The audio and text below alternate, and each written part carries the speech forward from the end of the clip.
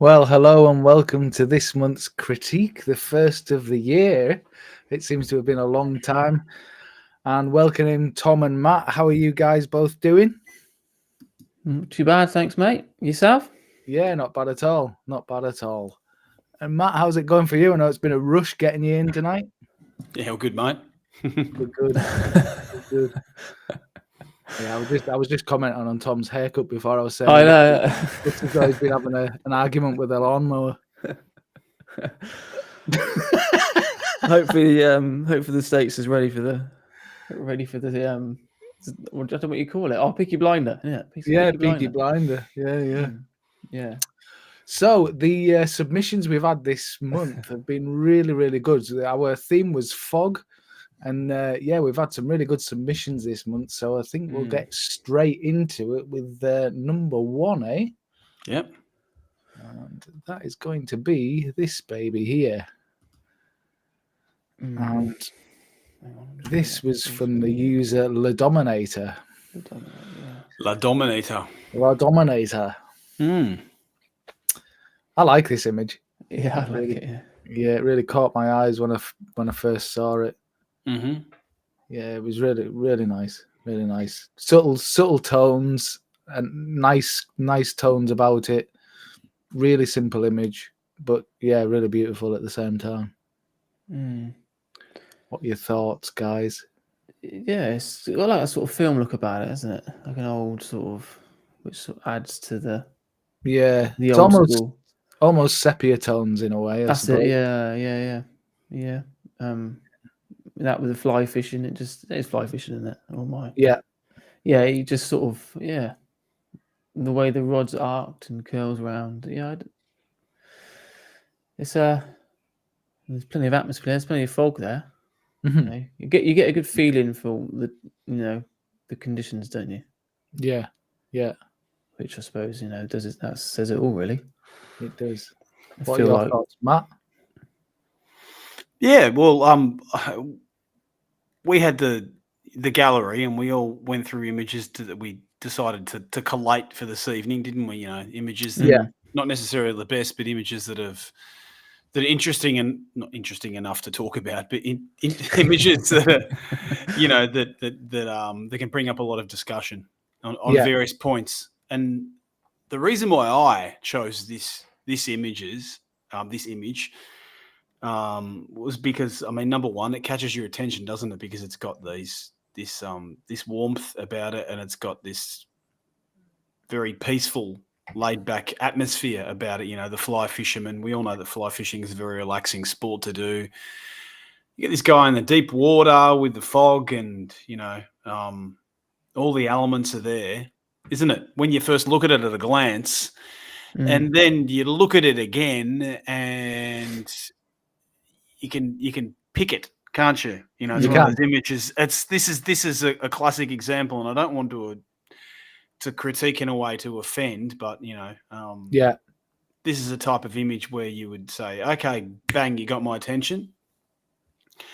And for the person who would appreciate more time and spending time looking at the image rather than that half of a second, as most people do these days on the internet, you start picking things out of it and breaking the image down into various aspects, don't you? And one thing that does turn me off after looking at the image for not long at all is the wonky horizon. Yeah, I was going to say that exactly. That spit of land at the background slopes down to the left, and it puts you off. Yeah, that's a classic. Something that's easily fixed. There you go. Yeah. We've got someone who's come on now already who says, "Evening, lads. Horizon is off." There we go. So that's Adrian. That's Adrian saying horizon's off. We've got Josh come up too. First thought, the horizon needs straightening. There we go. Yeah, so they're the first two things that have come up. Yeah. So it's a shame. And it's not a shame because you still have the image there. You can still correct it. And I think a lot of the things that you can pick up in this image are easily corrected in post-production. Yeah. Which is a good thing, So Horizon's the first one. What would you say about the actual composition itself, guys? I think everything sort of fits in place, or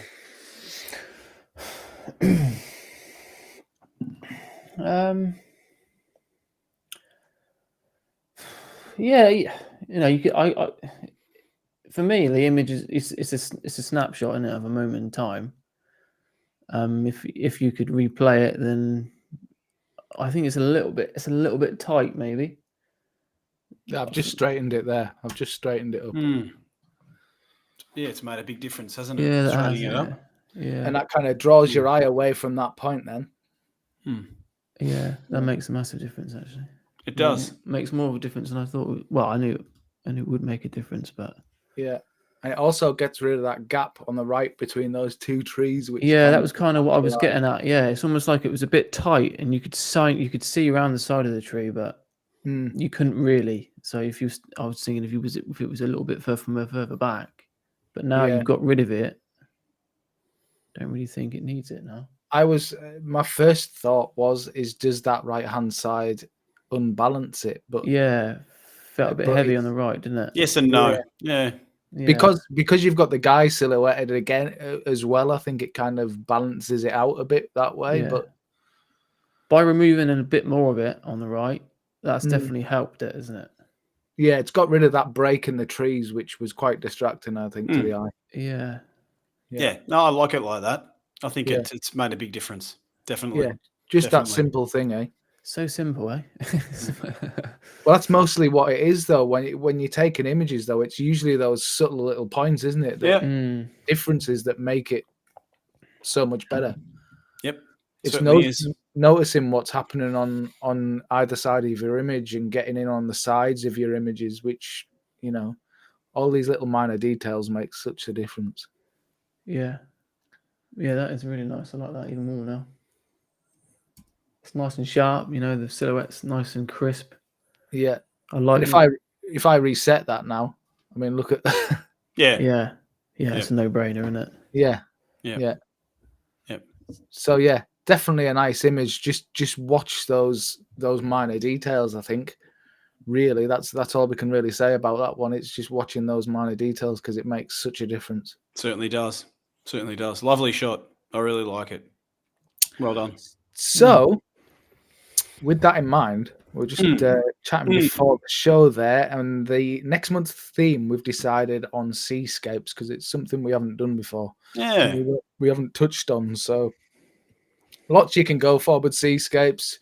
You can go for the sea, shutter speed, you know, sea, rocks, anything on the sea, really. So, yeah. Stick to the coast, take a photo. You got yourself a seascape. But it could be as well as those big sort of seascape vistas. It could be like minor details on the seashore as well, like the sand patterns you like. It could be anything to do with the sea, basically. Yeah, opens up all the focal range as well, doesn't it? You know? Yeah. So I think that's what we're going to go for there. We're going to go for seascapes next month. Beauty. So we're going to have the same as this month. Next month, we're going to have a link which we will post to the Facebook group, and we'll also promote that link during the course of the month to get your images submitted to. And it just makes it so much easier for you guys to upload. It makes it so much easier for us to go through the images and pick out images to discuss.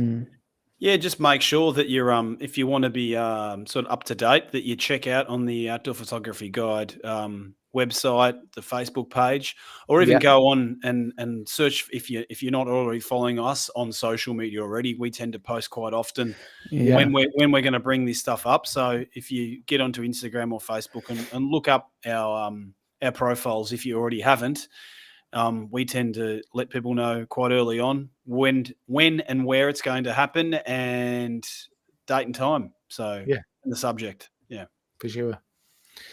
Right, on with the next image. Todd is asking when the deadline is for submitting photos. Usually is. Well, that usually depends on when it is in the month. Usually, Outdoor Photography Guide will give you the heads up as to when the date is we're going to go live, but the cut-off date, you can cut off any time up to the day of actual posting, we're looking right up to the last minute for images. Usually within the last 2 or 3 hours before we go live, it gives us time to be able to put last minute images in. So let's give it a number and say 2 hours before we go live is the cutoff date. And then you need a bit of time. Preferably 24 hours before. Preferably, but that gives us time to actually look and study the images and have a discussion between the three of us of images that we think we could bring up. Because obviously, sometimes we can, out of a gallery of images, we might choose 12 images, but we might only get through 6 or 7. But definitely 24 hours before it would be good for us. But we do check up until the last minute, as you're saying, Paul. Mm-hmm. Yeah. So we'll crack on with the next image. Yeah. Which is by, I'll just come out of this. Hang on a minute. Which is by Valdir Horbus. There you go. It's a very exotic name, isn't it? It is. It is. Yeah. Actually, a good name for the. I like the name of the image. Valdir Horbus. It's like this. Yeah.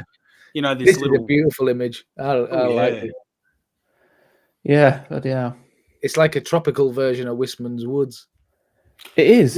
Yeah. Well, you have because you got that. They got those ferns in the background, don't you? And I'm wondering where the hell that would be. Will you get fernery like that? Well, are those tree ferns back there? They're tree ferns, aren't they? Yeah. And are they beech? They look like beech to me in the foreground. They're a beech. I think they are. Pretty sure they're a beech. It'll be interesting to know exactly where that was taken. Exactly, so we can go there and photograph it. No, just joking. Lovely image. Why? Yeah, what makes it such a great image? It's that light pulling you through you, and is it the light?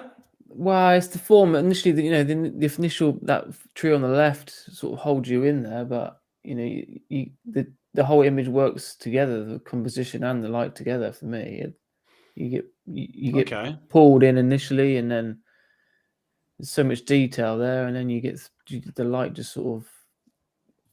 It's one of them images where you look past the foreground, don't you? You always. Okay. There's a lot of detail. Like you said, the tree ferns. You notice things like that. There's lots of different elements. I feel like the layers, lots of different details. I can't. Right, Tom, what attracts you to it? Oh, sorry, Paul. What attracts you to it, mate? I think it's the depth. Yeah. It's got nice depth, and it's not only because of the fog. It's because of you kind of it does pull you through into the back of the image. I feel. Okay.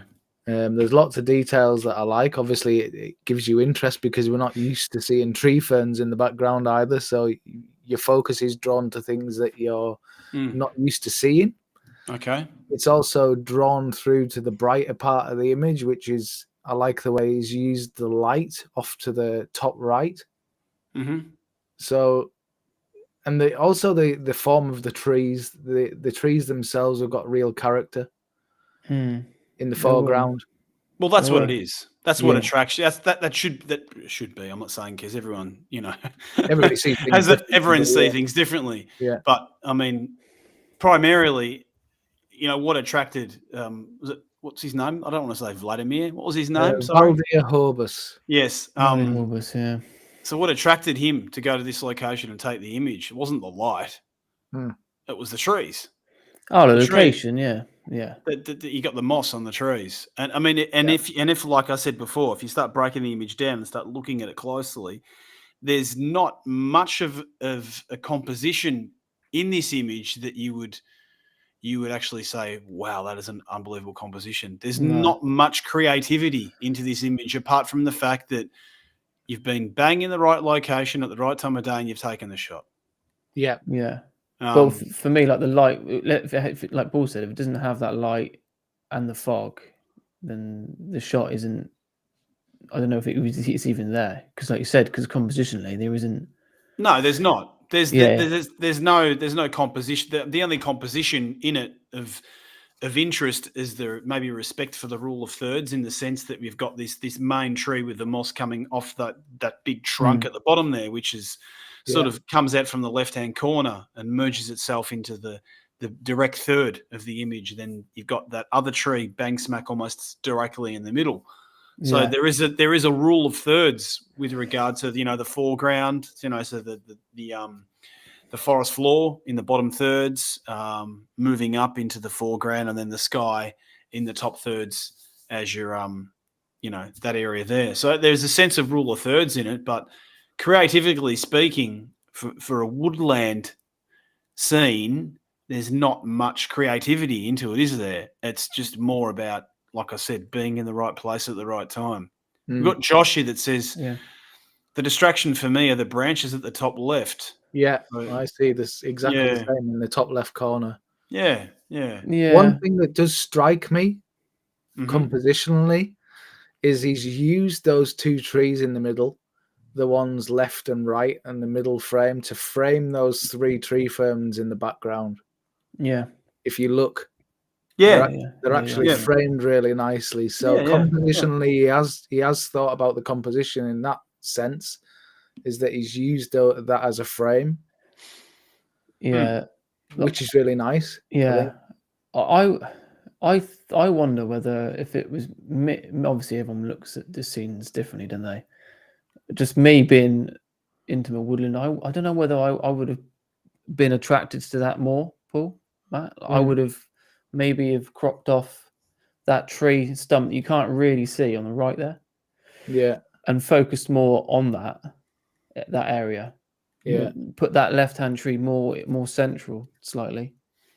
But then you would lose the aspect of that light, the sense that the image is breathable, it's got openness about it, and you get that light coming in from the top. If you tend to start cropping in, you would tighten it, and you probably lose the effect of that light that you originally was attracted. You were attracted to the when you first saw the image. When we're talking about it, Tom, you said the first thing that attracted to the image was the actual light itself. Yeah. By cropping that out, you're going to lose that attraction to you. You're going to suffocate the image. I would have cropped it off on the side, though. I wouldn't have cropped it. I don't mean cropped it afterwards. I would have been in there. I would have framed it up maybe slightly. You would have gone for a 2:3 maybe ratio. Yeah. Paul, have a look, mate. See what happens when you do it like that. Because then you could. I'm just thinking if you would have. We like our cropping, so pointing more to the left, then you maybe would have been in. I don't know what that tree that Josh is on about on the top left. You could have shown a bit more of that then. That's what I mean. Like you could have took away some of the right hand frame. Obviously, you can't do that now. So what you're looking at is getting rid of the left. Other way. Oh yeah. Well, in the field, I probably would have aimed maybe to the left and removed some of that right.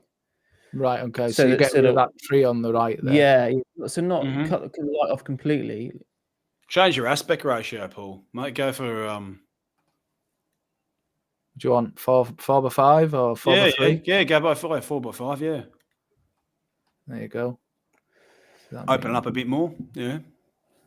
Get rid of that distraction on the top left. Okay. There we go. And if we move that over slightly. Yeah, there we are. Okay. See what that looks like. And if I just come out of that now and go back to the original image, pop that up. I prefer it like that, to be honest. I do, yeah. You're still getting the light coming in from the top right. Yeah. And I think your attention's drawn more to the actual framing of of those palms in the background there, the tree ferns. Yeah, definitely. Yeah, because you see that path there on the right. Yeah, this dark piece of ground down on the right. Yeah, so your eye when you show more of the right hand side, like it was before, your eye sort of drifts off around the right hand side of that tree. Yeah. Whereas and then your eyes drawn to them ferns in the middle, so your eyes sort of being split around that tree in the middle. Whereas now it's not as split. Yeah, for me, but I think your focus is more the attention's kind of on one section of the image more than your eye drifting around the whole frame. Yeah, you just sort of simplified it a little bit, but I prefer it like this. Yeah, I think I do actually. Yeah, I do. Yeah. I think it's a cleaner image. Like because you still got that dominant tree on the left there, they're still coming out that corner, so you're still pleasing compositionally there. Paul, just before and after again, mate. Just so who's watching can have a quick look and see before and after. I'll just go to develop. While Paul's doing that, for who's live, so who's listening right now, there you go. Interesting if you could bring up a comment about what you think, what you prefer out of the two. So you prefer the before, so that's it, the wider scene, or the after, which we're going to bring back up now. If you're not live, if you're watching this on YouTube or on the Facebook group, it would be great to hear your opinions on which one you preferred out of the two. Cropping is a very powerful tool, and you know that we talk about it frequently. And that's the other one. Yeah, I do prefer that. That doesn't mean that what we're saying is right. It doesn't mean that the other crop doesn't have an importance, because it does it's more breathable, the other image. Yeah. This just tends to give it a little bit more creativity. There's a bit more sense behind the composition of the image now. It looks like it's been thought about. You know, we're really, really framing up and it's pulling the eye into those ferns in the background, isn't it? Yeah, I think so. Yeah, it's just like you said, it's just a bit more direction to one area rather than Great. Yeah, lovely scene. I Definitely great image. I want to go there. Yeah, it looks beautiful. That's for sure. Yeah. Let's move on, guys. Shit, we're 21 minutes. Oh, sorry, I said a swear word then. We're 21 minutes 50 into it. Just as we we get distracted. Yeah.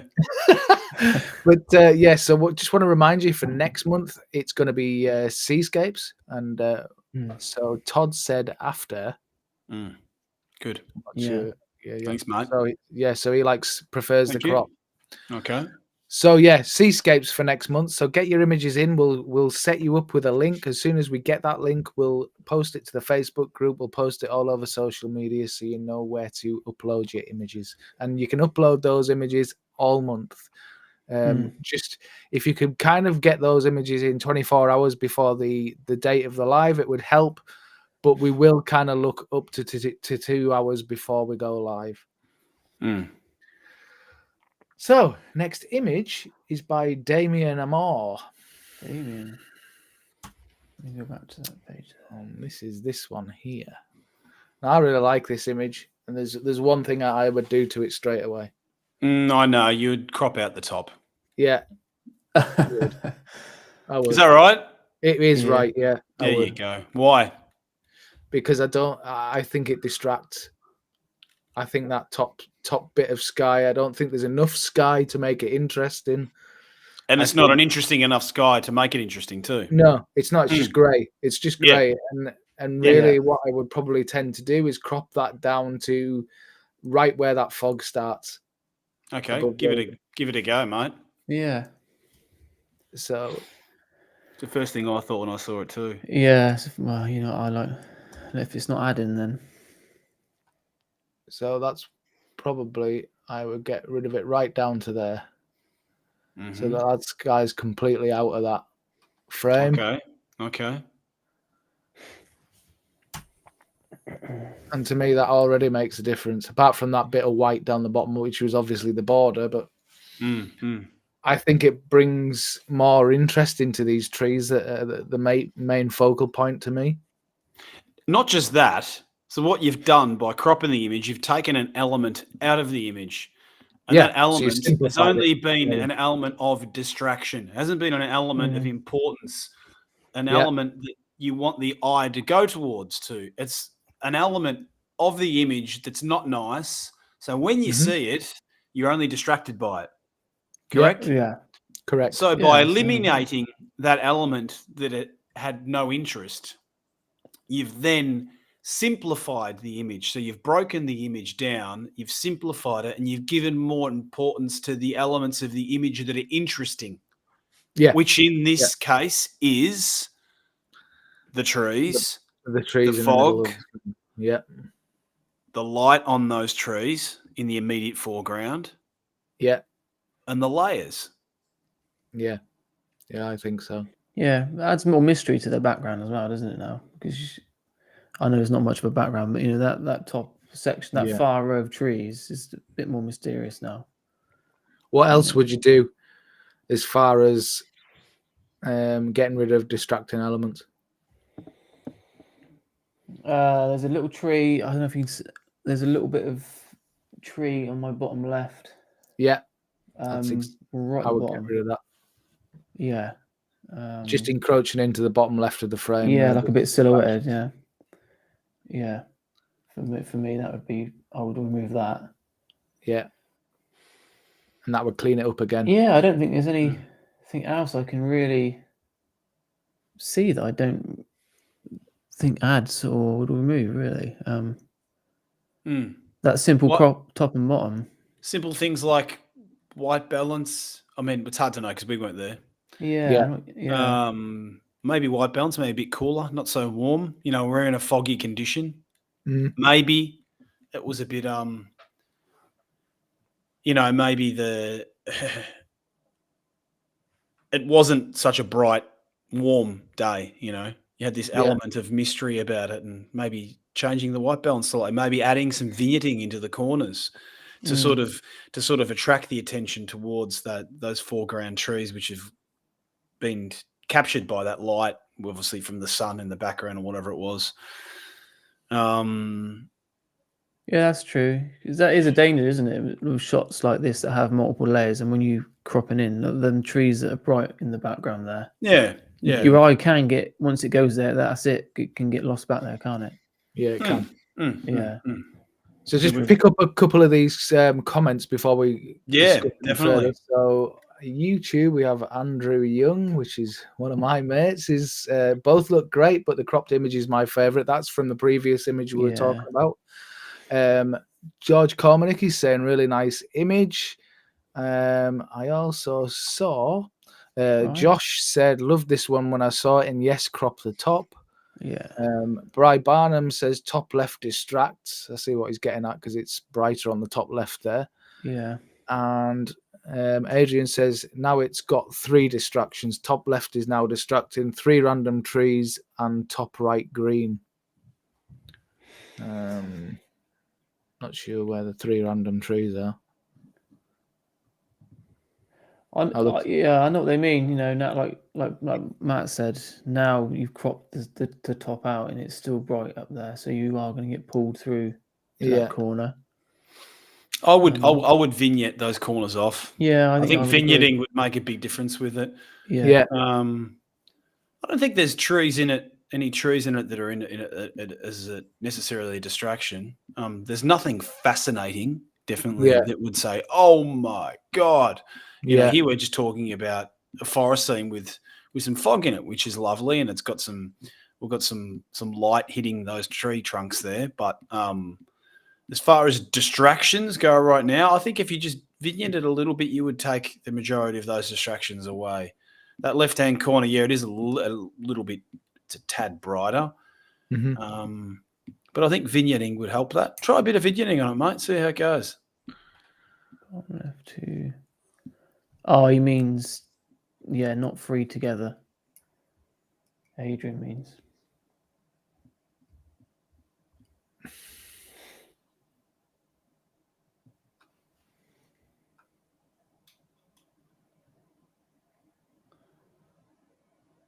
Probably not that sort of harsh.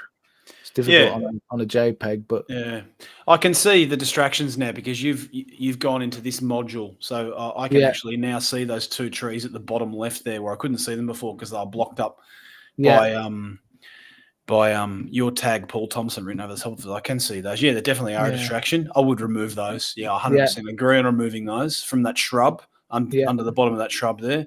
Yeah, they definitely, because they're a very prominent contrast in the scene, aren't they? They don't have much of a place in it. But yeah, this is slight modifications. It's a nice image. It is a nice image, yeah. Nice I'll try, I think cooling it down a tad would make it even more interesting. Playing with the contrast a bit, things like that. Little subtle changes, give it a bit more mood. Yeah, but definitely the crop is the biggest the biggest thing we can say in this that makes the biggest Yeah, I difference, think so. Damien. Yeah. 'Cause if we reset this now, you can see. Oh yeah. Oh yeah. Yeah. It's a lot more distracting. It certainly is. Yep. The edges of the frame are so important, aren't they? You know, For sure, yeah, and we've seen that. We've seen that with the last few images. The edges of the frame can make all the you difference. think about how tiny that them silhouette tops are at the bottom left there. Oh yeah, there's nothing to them. Nothing to them, but it takes seconds to remove. But how Yeah. distracting they are. Once you see them, you can't unsee them, can you? So That's right. That's the thing. Yeah. Nice shot, Damon. I like that one. Beauty. So, just to remind you all again, Seascapes next month. We'll pop the link up as soon as we have it. We'll put it on the Facebook group. We'll also do it on our social media channels. Just stay tuned for when that hits, and we'll let you know when it's going to be. Right, going to pop into this next image, which is Steve Stain. Mm-hmm. Let's pop this up now. It's interesting. We were talking about creative compositions not long ago, wasn't it? Yeah. This is there's been some thought into this image. Yeah, definitely. You haven't just walked up, put your tripod on the ground, said "lovely place," bang, taken an image and walked off. No. Yeah. Who's taking this? Stanley. Steve Stain. Steve Stain. Yeah. Steve. Hi, Steve. How are you, mate? Yeah, you've definitely walked up to this scene and you've studied it a lot, haven't you? And that's you can see it. The final result has definitely given you something that's that you can definitely call a piece of artwork. Mm-hmm. Yeah, I love it. Very, very nice. Yeah.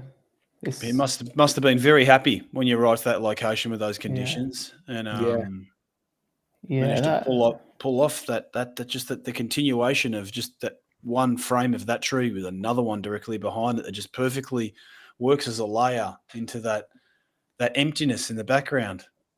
Yeah, it looks really, really well. Love the frame, the wide angle. I'm presuming it's probably shot at around 15, 16 mils on a full frame. Yeah, it looks pretty close in, that's for sure. Ooh, yeah, it's very, very close in. Beautiful frame, beautiful frame. Yeah, that's definitely a composition that he's had in his back of his mind for a while, I would say. He's thought, it's foggy this morning, I know where I'm going. Yeah. I don't have much to criticise about this image. I know, it's hard to, isn't it? You know, it's hard to, but I'm going to. I'll tell you what's annoying me. I'm just looking at, I don't know whether you guys can see it. I don't know if I can get this by zooming in on it somehow, because you've got the beauty of having the high resolution image in front of you. We've got the average version. Is there any way you can see where I'm pointing? Can you see a little twig tiny little twig? No. Down at the bottom of that main trunk, which is the V shape, which is the one in the foreground. Yeah. If you look just below it, where that bit goes out to the left. Yeah. And if you look just to the right of that, it seems smudged. It's almost like there's a rain spot or a dirt spot, something on the lens, just in that section below there. I don't know whether you can see that on yours. No, I can't. Doesn't come up. Blown it up, but that's the only thing that's annoying me. And it not only that, but that smudge goes off to the right as well. Just over to the grassy area to the right of that stump, it's a bit smudged there as well on the resolution that I've got here. Okay. Yeah. Unfortunately, I can't see that from my end, but no, it just looks like it's something simple, just like a piece of either a piece of dirt on the lens or a raindrop, something like that. That's all. We could have been something could have been removed from the image. Or that, and it hasn't worked very well. Yeah. Which is possible. Yeah, you got to be if that's the case, you got to be careful when you're doing that, don't you? Especially in the immediate foregrounds, where they're more obvious. Yeah, when you're that close up to something, especially, and it's gonna show more, isn't it? Yeah. But I can't tell exactly what it is, but I can just see it. I can just see that on the. That's the only thing, though. Compositionally, I like the composition and everything. It's just the composition, the composition composition. The composition is definitely the sell point of this image. Conditions fantastic. It's composed well. Definitely. Would have been nice to see, I don't know, a time of year where that forest floor was a bit more vibrant and had some interest in it. It's definitely an empty foreground, isn't it? That forest floor's got nothing to say for it. So just as well that he's framed it up in a way that all our attraction's gone towards the actual trunks and the shape of the trunks. Yeah. And we're not looking at the foreground as much. Maybe the foreground, if it was nice, would have been a distraction. Yeah. Ha. Yeah. That's it. You got contrast there, haven't you? Yeah, no. Yeah. So I'll just pick up on a couple of comments. So Adrian says left tree stump is distracting below main green trunk, the one that goes off to the left, because I guess in a way it kind of pulls your attention out of the frame slightly. But then it's one of those. What do you do? Do you remove it, or what do you do with it? Yeah, that would be the only thing for me. That if I'm really nitpicking now, that would be the only thing. I don't know what I would have done with that, but it's there, isn't it? And Josh says Kate Bush is just out of shot, ready to dance in Wuthering Heights. Perfect location to do a band shoot with a goth band. There you go. Yeah. Just waiting for some black crow to come in and scare the crap out of you, aren't you?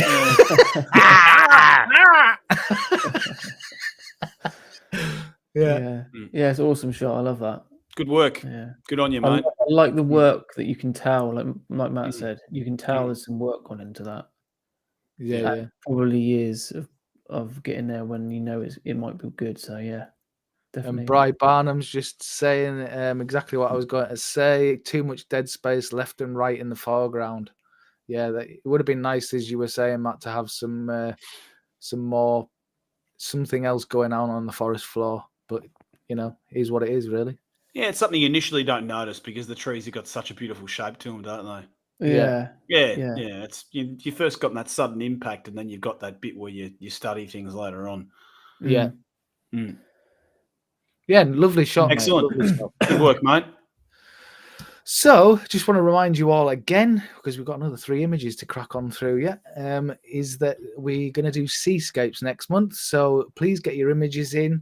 We're going to pop the links up as soon as we have them on the Facebook group, and also on our social medias, also on our social media channel. Also. God, you're talking like me now. So speaking Japanese again, mate. So stay tuned for that, and we'll let you know when it's going to be.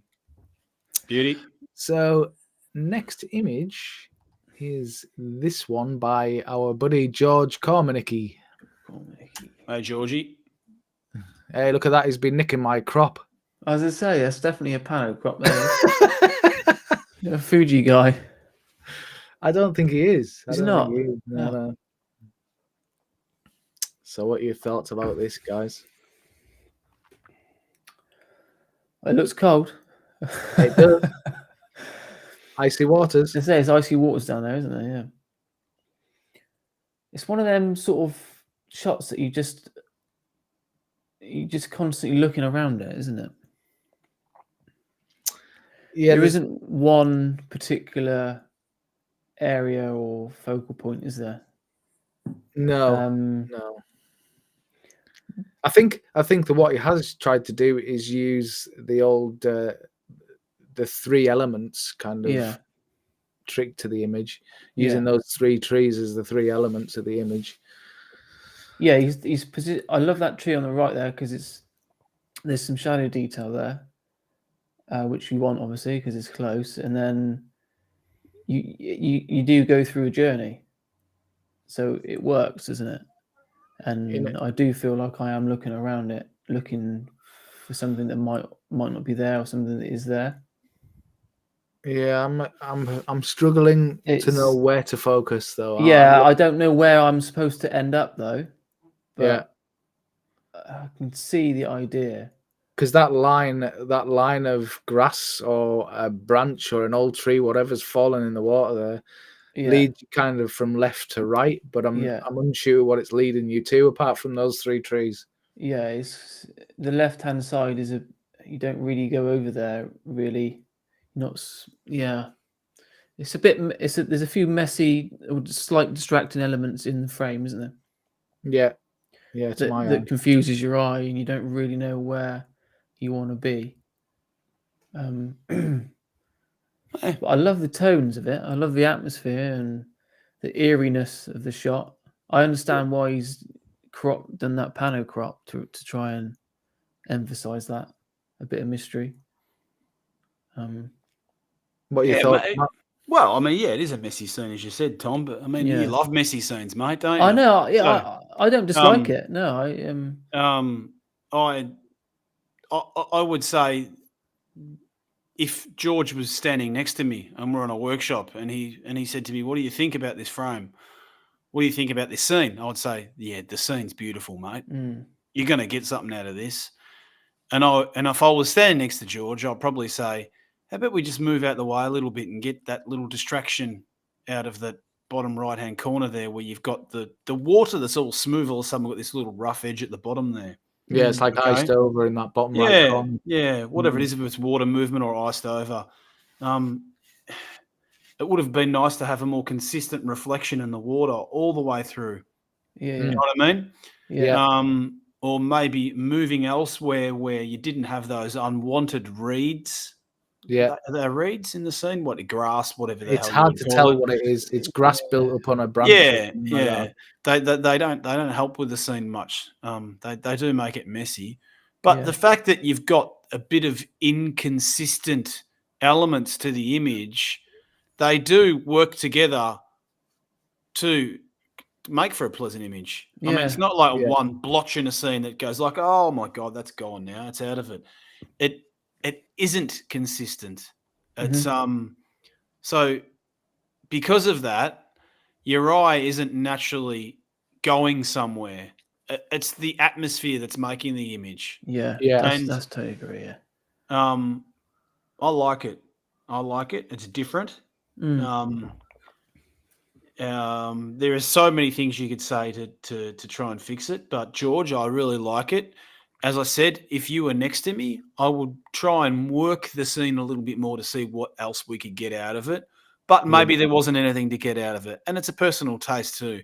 If you like messiness, if you like to break rules in photography and try and push things a bit further, I think you've done a pretty good job of it. I really like it. Good on you, mate.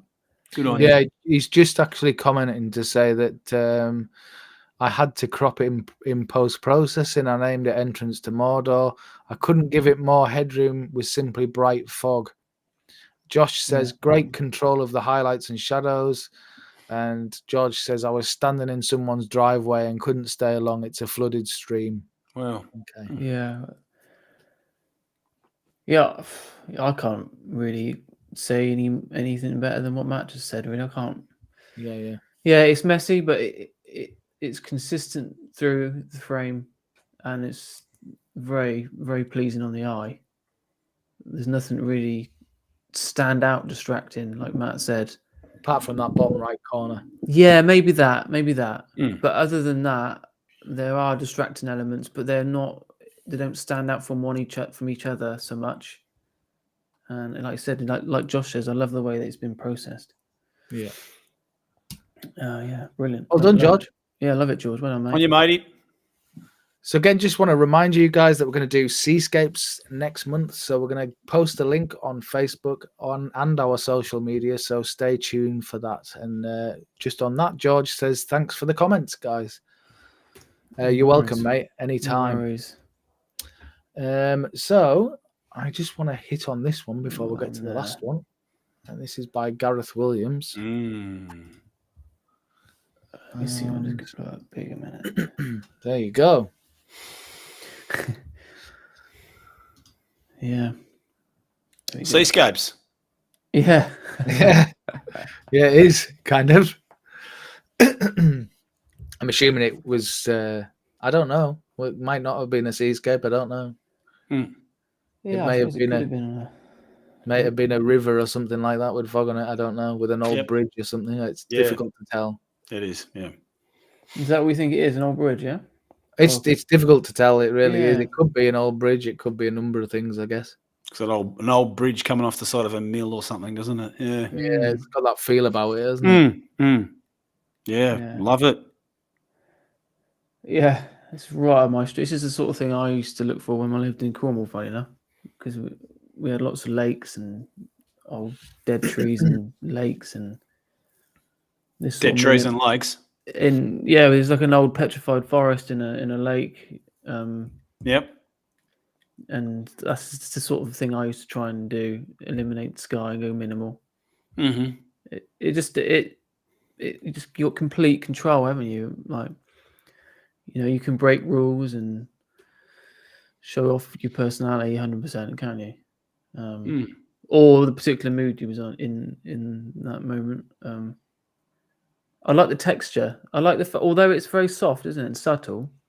I think we've had the whites have been completely blown out of this image, haven't they? It's been very much overexposed. Yeah. Sharp tell, because if I go to develop,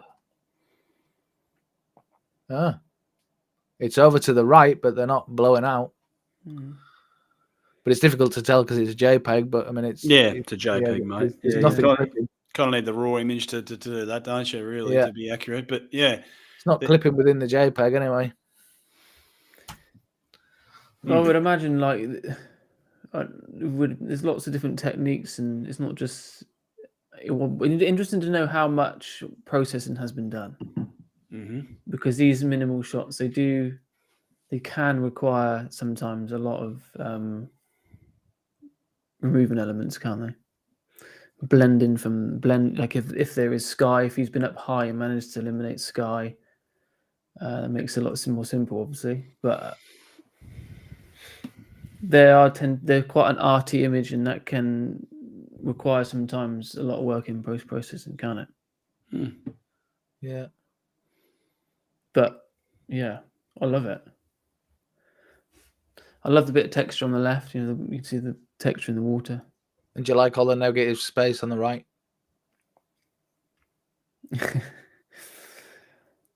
I do. Yeah, I think it works with the subject. No. What makes it work? Well, it's mysterious, isn't it?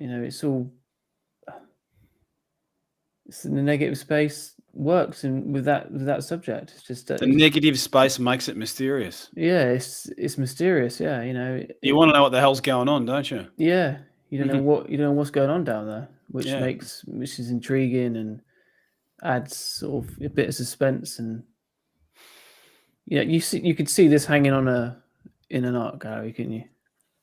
Yeah, it's got that feel about it for sure. Yeah, definitely. I think it's an old railway bridge. Yeah, it could well be. Yeah, it's definitely got that sort of feel about it, hasn't it? See, we're talking about it. We don't know what it is. That's what makes it mysterious too. Well, there you go. Yeah. So I mean, look how long your attention's been focused on trying to work out what it is. So I mean, it's already doing its job, isn't it? That's it. And there isn't a lot to look at, is there? No. Well, that's what makes it all the more. It's simple. There's nothing, distracting. There's nothing. I like the way he's framed it as well. He's got over to the right to make sure that you've got separation between each of those sections of the railway bridge. There's nothing overlapping. It's kind of, you can see what it is, the shape of it. Yeah, that's a good point. That Paul, the composition works. Yeah. Okay. If this was to be in the right hand side, it wouldn't work. Mm-hmm. If it was to be in the middle of the frame, it wouldn't work.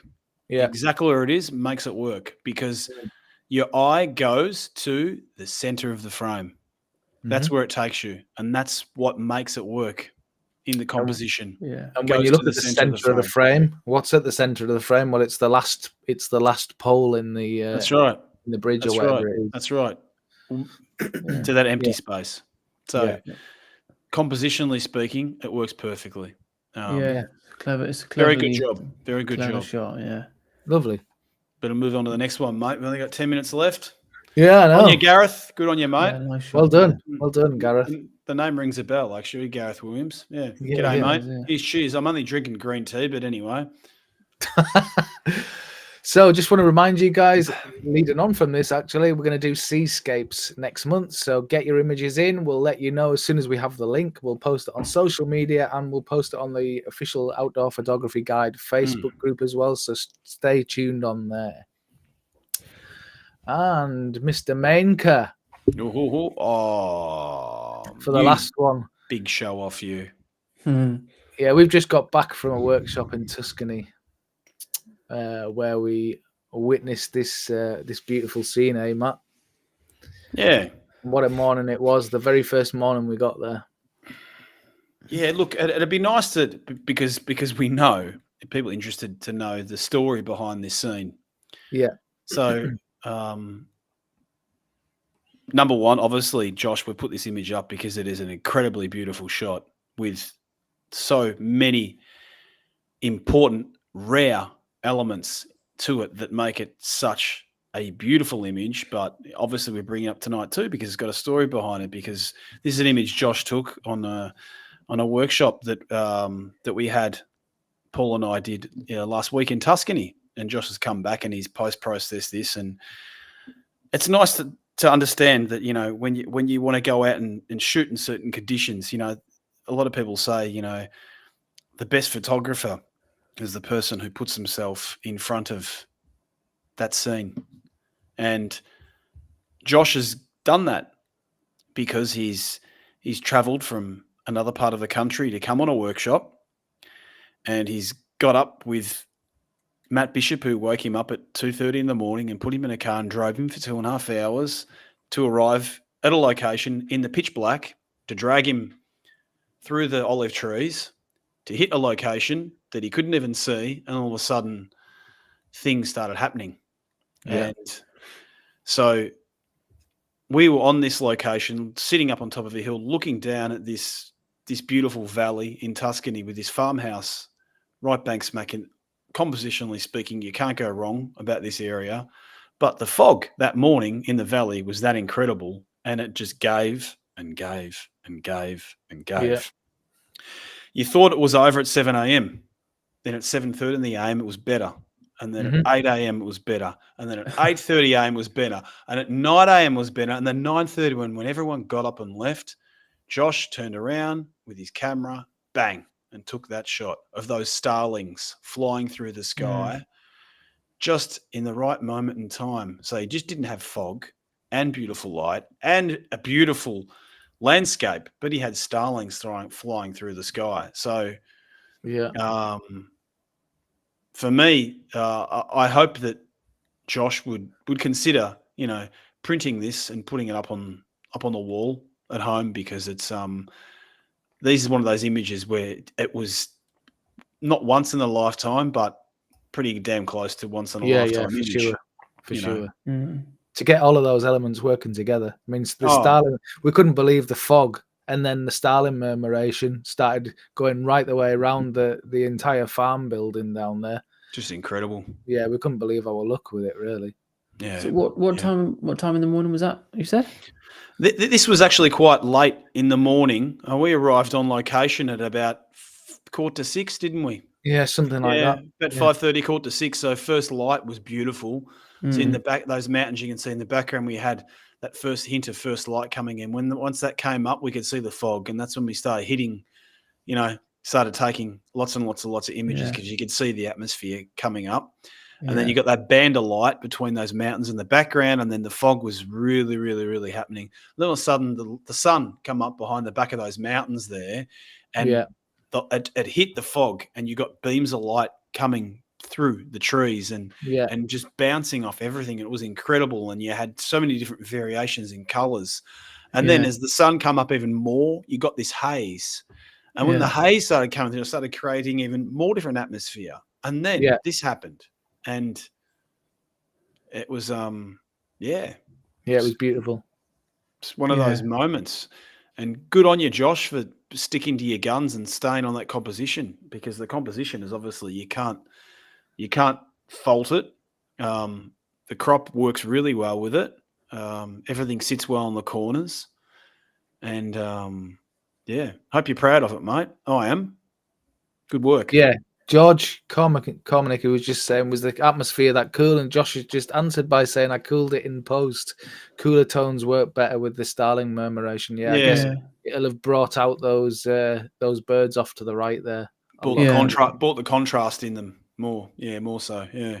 Yeah, Josh was just saying the sound of those starlings taking off. Yeah, they actually, those starlings flew around the farm building, and as we were walking out, they came and landed in a field next to us, and something disturbed them, and they took off. And honestly, it was like a helicopter taking off. It was so loud. Yeah, there were thousands of them. It was fantastic. Beautiful moment in time. Beautiful moment in time. I obviously I wasn't there, so, but someone looking outside in. Yeah, as someone who uses his long lens a lot and looks for things like this, you know. Yeah, I don't know what to say really. It's just incredible, isn't it? Yeah. You can, you know, when you take images, I don't know, obviously everyone, but for me, for sure, it's about like creating a story, trying to bring out the mood you was feeling, or this has all of that. I can feel the excitement of Josh when he took the image by looking at the image, if you know what I mean. Which is, not just that. This location it's highly photographed. I mean, it is an iconic scene shot in Tuscany. Anyone who knows Tuscany, this is the image that's in their head. But not with these conditions. Not with all these elements working together. And that's what makes it even more special, you know. Yeah. You haven't gone there and taken a selfie in broad daylight and put it on Instagram. This is in a yellow beanie. This is a masterpiece. And it doesn't happen very often. In more than 20 odd years now of taking images, it's not very often that I've experienced a moment like that.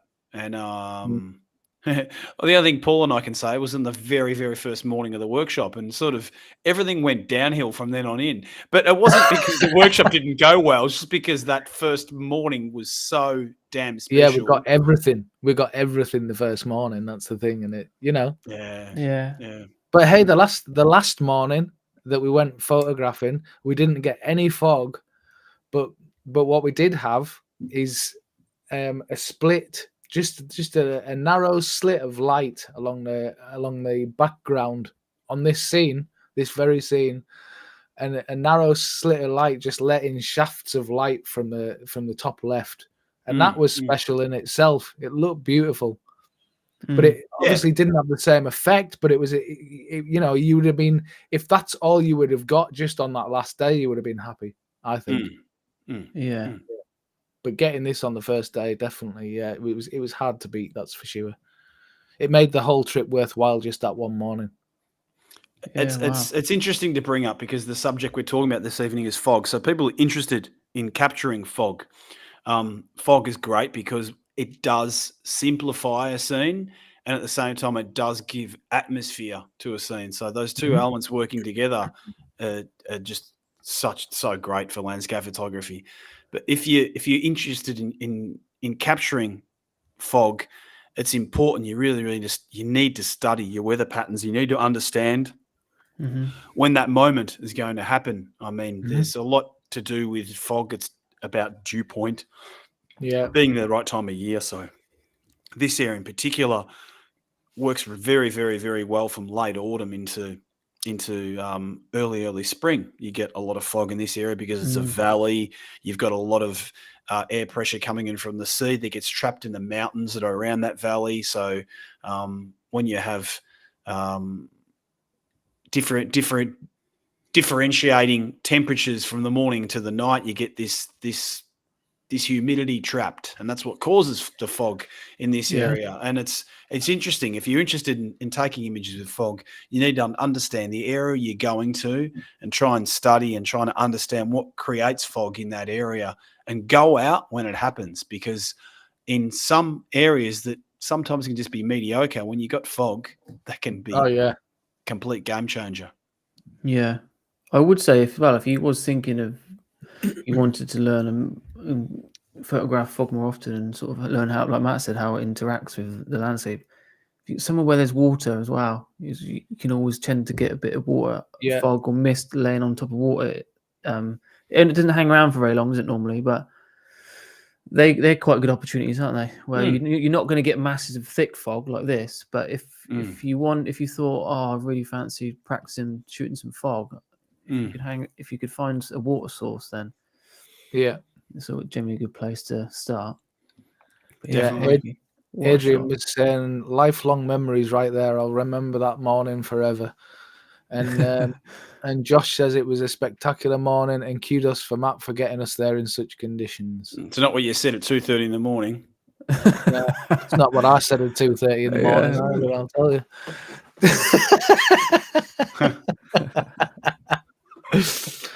Anyway, guys, fantastic. Well done, Josh. Awesome image, mate. Well done, mate. Get that in their printer now. Get that up printed and on the wall, mate. So, just want to remind you all, for next month, we're going to do seascapes. So we'd love to see all your seascapes for next month. We're going to pop up the link as soon as we have it on the official Outdoor Photography Guide.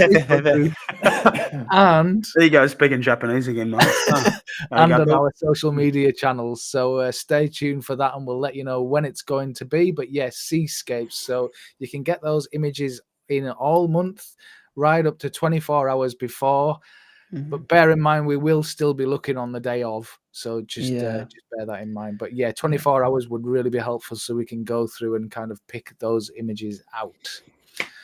Okay, thanks very much for joining us, guys, on the first critique of the year. And we look forward to seeing you next month with seascape images. Thank you, Tom. Thank you, Matt. And thank you, Outdoor Photography Guide. And we'll see you on next month's critique. Thank you. Thanks. Bye-bye. Cheers. Thanks, everyone.